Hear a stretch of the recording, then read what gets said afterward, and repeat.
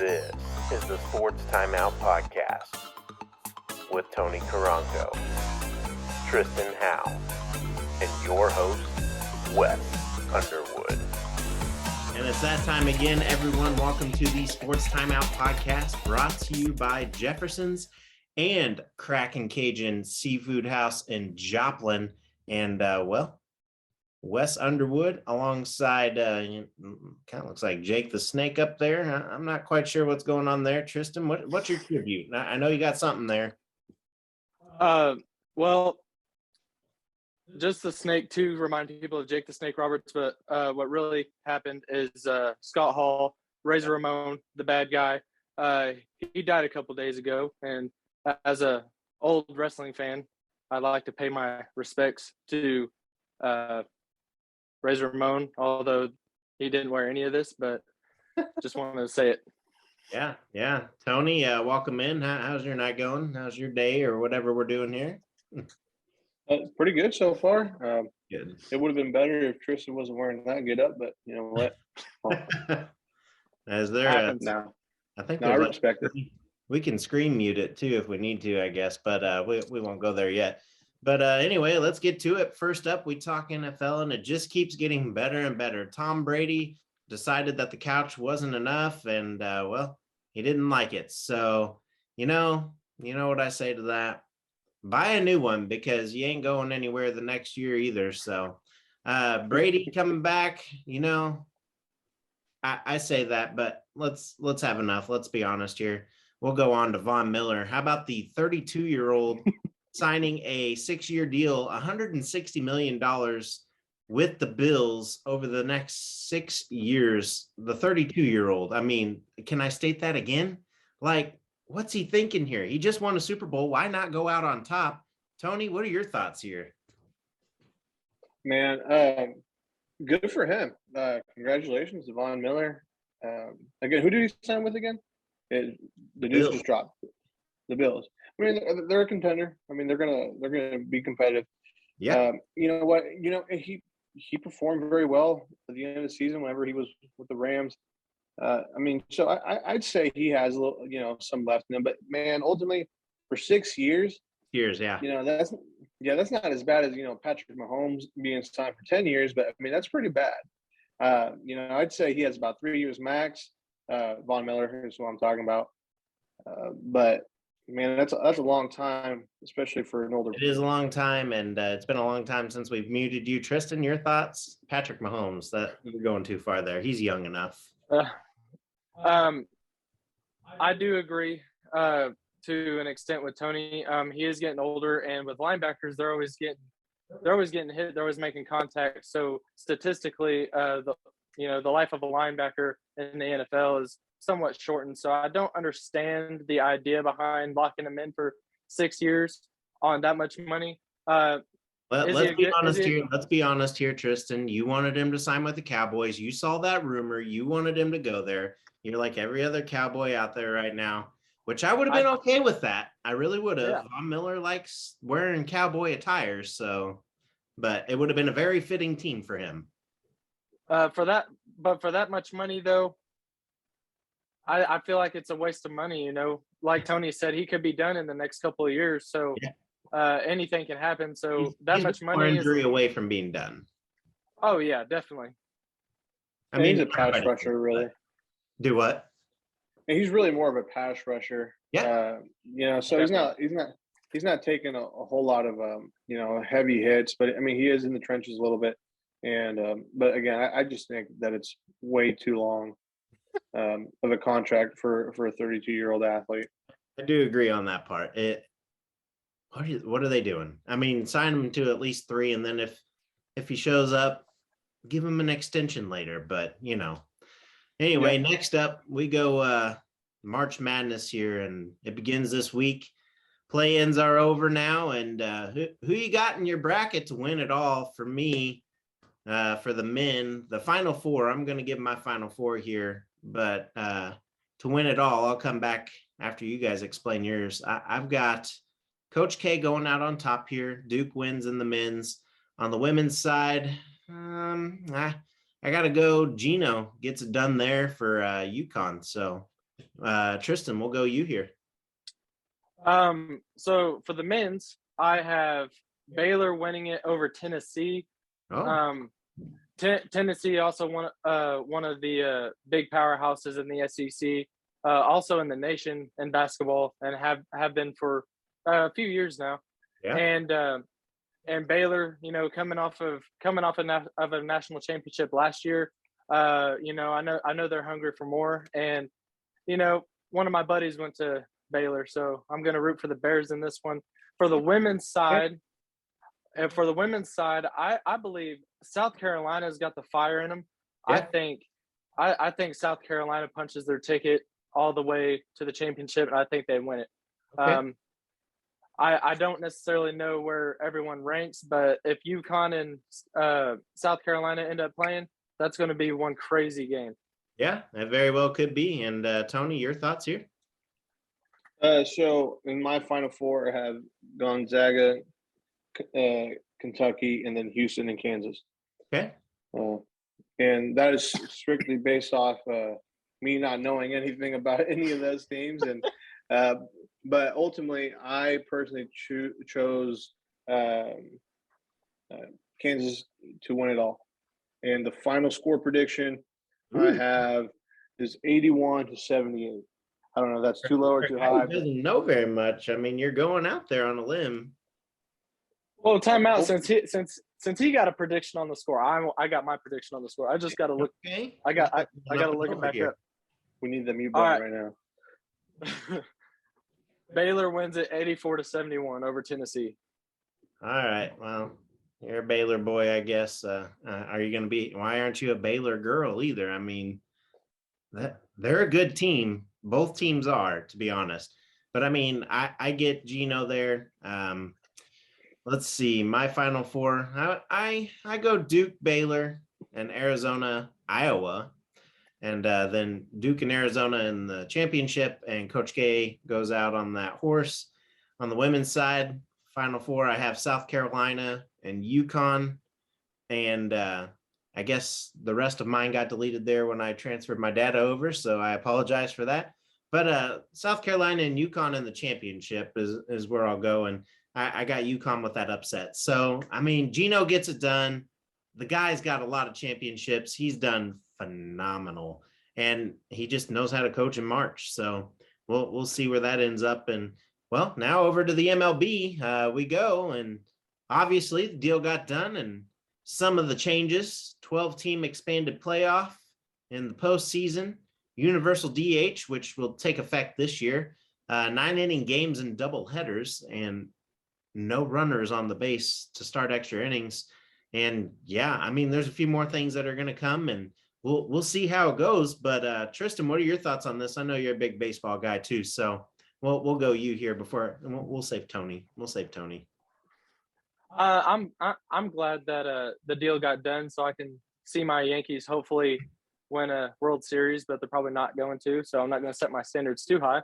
But all right, enough Yankee talk, man. The mute button's going a lot today. Tony, any thoughts on this? I'm glad that they reached an agreement, simply just because I'm a sports fan. I'm because the fact they came to an agreement, I'm probably going to watch a total of 0 games, all season. But Fair enough. I'm happy for people that are sport fans. Ultimately, I like people competing, and I like performing and at the highest level. And so I'm happy that they came to an agreement, and hopefully whatever the players were searching for, they were able to get, so hopefully they negotiated and got what they were worth. Yeah, I mean, we'll talk about it here in a second, but kind of the same thing going on the UFC, and I'm ready for that one to come up here to get talking, because that one's got me fired up too, and I'm in agreement with you there. So, but we'll get to that. We'll get to that. I'm just really also excited that baseball is coming back, because Zach Greinke's coming back to Kansas City, baby, and he's going to do things right. The team kind of poked at him a little bit after he left, and we won that World Series, and all the guys showed their rings off to him who were in the farm system with him, but rightfully so. But I've got my tickets. I'm ready to go see some Zach Greinke, and definitely watch hopefully Albert Pujols come back to the Cardinals and go out with Wayno and Yachty, that'd be something to watch. I'm excited for that. And there's a record that Wayno and Yachty are going for too. So I'm excited to see that as well. We'll talk more about that later once baseball season gets here. Spring training to start this weekend. So I'm excited for that.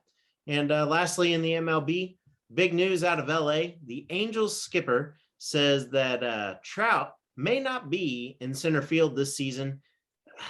This coming down to skipper Joe Madden himself, due to Trout having season-ending calf injury last year is what he said. But I mean, coming straight from Joe Madden, hearing about this news, I agree here. I think it's been something that they've needed to do over the last few years. And Trout's been hurting himself day in and day out. He's got a lot of territory to cover in center field. You move him to right, you move him to left, or you bring him in to play a bag.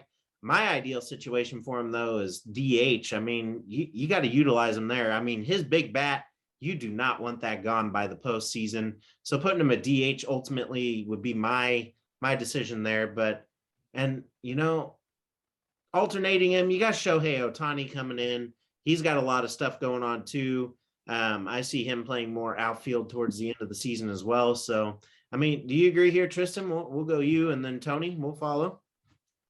I do agree with with Mike Trout going to DH because you know, he's just got one of the biggest bats in the MLB and one of the biggest bats in MLB history. So to utilize that guy 100% in the batting lineup instead of outfield, I'd rather take that risk than him tearing his arm up and never being able to play again. So I'd rather take him at DH 100%.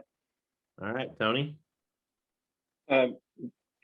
My baseball knowledge is coming out. you have to know Mike Trout. You got to know the I've heard the name. Know how good he is. I know the name.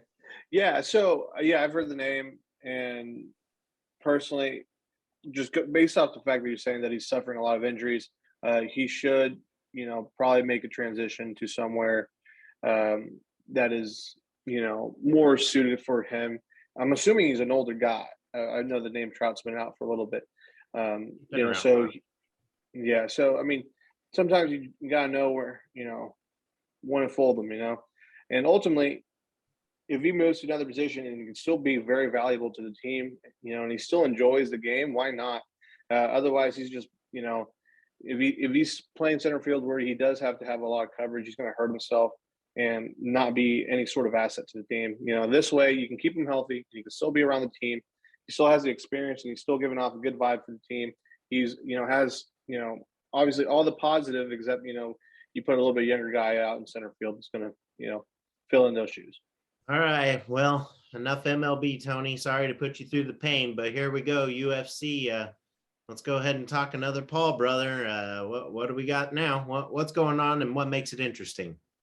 So the Paul brothers are trying to fight in an MMA fight. Mm-hmm. You know, so last week they talked about fighting Jorge Masvidal, Conor McGregor, and there was one more, but I can't remember. But now they've all focused on Conor McGregor. So Conor McGregor, you know, if you know anything about him, I think he started out his career like at 135 or 140. Yeah. The Paul brothers are not small dudes. You know, they're pretty big. They're about 180, 190, you know, guys. But, you know, Conor McGregor within the last few years has gained a lot of weight. And he probably walks around 170, 175 pounds, maybe 180 now. But even when it comes to fight time, he will cut. So, but basically what's on the line, so Jake Paul said, I will fight one of these guys, and if I win, you have to give these guys, you know, better health care. You got to pay them more. Basically, just giving them better rights. Because right now, the UFC is basically monopolized MMA, and I love the UFC, but you know, I do believe that these guys deserve to get paid more.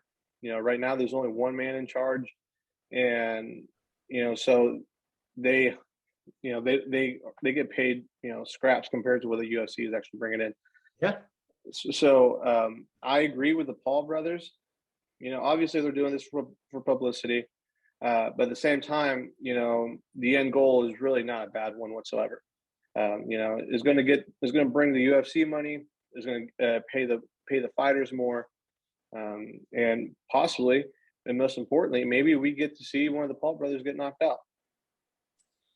Yeah, there is that. I mean, they are pretty cocky, but I guess they know what they're doing, and there's a lot of stuff going on there. But yeah, and we'll go ahead and head into the local sports update, brought to you by Trackside Burgers, now under new ownership. Go check them out in Webb City, and go ahead and get the streetcar number 60. Man, I'm just getting hungry talking about it, guys. Every week, these sponsors, man, they get me going, and they get me hungry. So, but on that note, we'll start with high school baseball. And I sat down with Coach Darnell of Webb City, and we talked about their upcoming season. And well, take a look, and here it is. And first up, we bring in Webb City head baseball coach Flav Darnell. How are you, sir? Good, Wes. How are you? Not too bad. Ready for this baseball season and spring weather. A couple days ago, it was kind of nice, huh? Tell you what, this way the weather's been, it makes you pretty anxious for sure. The first week was awesome. Second week, not so good, but this week has been really good so far. Yeah, I'm excited. So you guys have had 7 winning seasons in a row, which is something to be excited about. You've been a part of 3 of those over the last 3 years, so congratulations on that. Are the expectations for your team to have another winning season, or play one game at a time here this year? I'm going to sound very cliche here, but yeah, we try to separate seasons. One season's not going to affect another season. So we're coming in this, we're going to try to, be as good as we can be. We know we got some guys to replace and some really good players, but our kids are doing great so far. Practice has been great. We really talk about being as good as we can be in May. So as we found out last year, we had a great year, but we didn't, win the games we wanted to at the end there. And yeah, it was an awesome season, but at the same time, we want to be playing as good as we can be playing in May. You guys had the Jamboree delayed just a little bit due to some late winter weather there. Did everything look good there? How did everybody look in that? Yeah, like you said, we were supposed to play last Friday, and we had another snow day. I'm not sure how many full weeks we've gone to school since we got. Good thing this week will be a full week, but yeah. So we moved it to Monday. We played Carl Junction Republic, and we had a lot of bright spots. Our pitching I thought was good at times. We liked the 7 guys we threw out there, and we got some timely hits and took advantage of some mistakes that the Republican Carl presented a little bit. So. Yeah, it was good. There's a lot of positives, but like anything, when you walk away, there's a few things we need to keep getting better at and working on. Yeah, and I mean, it's hard to repeat last year. You guys went 26-6, lost in the district final against Glendale. How do you guys repeat that, knowing you have some of those key guys returning, but what are you looking for from those players here in the first game of the season tomorrow night as you guys host Vertigus? Yeah, so we have 8 seniors on our team, and I think back when I came here 4 years ago, those guys were freshmen, and I coached freshmen, so it was a lot of fun. I had a really good experience coaching those guys at freshmen. They're a ton of fun, and now they're seniors, and boy, time goes by fast. But they've been great. They've worked really hard, seeing them grow and mature. Not only as players, but as young men, and we expect them to lead us. We're going to go as they go. And we've been talking a lot about some of that stuff. We've had some senior meetings and like I said, they've been a pleasure to work with, and we're just going to kind of go as they go. Awesome. Well, congratulations on your winning streak, and I hope it continues. I didn't really get to talk to you towards the end of last season, so we're really proud of you here in the Webb City District, this being my first year. So I'm excited to call this home now. A lot of things have changed for us here, so we're going to try to get our kids out there and watch some games this year and watch some winning baseball. So congratulations on that, and we'll see you out there hopefully this weekend. Yeah, it's going to be a fun weekend. We got, like you said, Vertigus coming in town on Friday.